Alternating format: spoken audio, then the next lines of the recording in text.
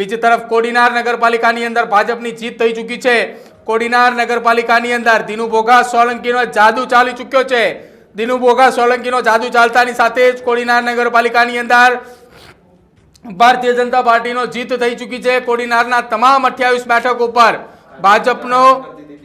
ભાજપનો એ ભગવો લહેરાઈ ચૂક્યો છે। જોકે આપણે પણ જણાવી દઈએ કે કોડીનાર નગરપાલિકાની અંદર દિનુ બોઘા સોલંકીનો જાદુ ચાલ્યો છે। ગઈકાલે મોડી સાંજે જ કોડીનારના એ ચોકની અંદર પોસ્ટરો લગાવી દેવામાં આવ્યા હતા કે આવતીકાલે દિનુ બોઘા સોલંકી એ અહીંયા સભાને સંબોધન કરશે। એટલા માટે પહેલેથી જે નક્કી હતું કે કોડીનારની અંદર શિવા સોલંકી અને દિનુ બોઘા સોલંકીની મહેનતે રંગ લાવી છે અને ભાજપની ત્યાં જીત થઈ ચૂકી છે। સતત એ કોડીનારની અંદરથી પહેલેથી જે પ્રચાર પ્રસારની અંદર દિનુ બોઘા સોલંકી અને સાથે જ શિવા સોલંકી પ્રચારની અંદર રહ્યા હતા।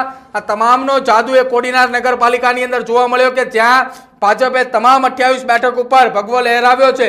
ગઈકાલે જ મોડી સાંજે એ કોડીનારના તમામ ચોકની અંદર બેનરો પણ લગાવવામાં આવ્યા હતા કે આવતીકાલે 11 વાગે કોડીનારની અંદર એ સભા પણ રાખવામાં આવી છે। ભારતીય જનતા પાર્ટીને પહેલેથી જ તેમને જીતનો વિશ્વાસ જે છે તે વ્યક્ત કર્યો હતો અને અંતે કોડીનારની અંદરથી તેમની જીત થઈ ચૂકી છે।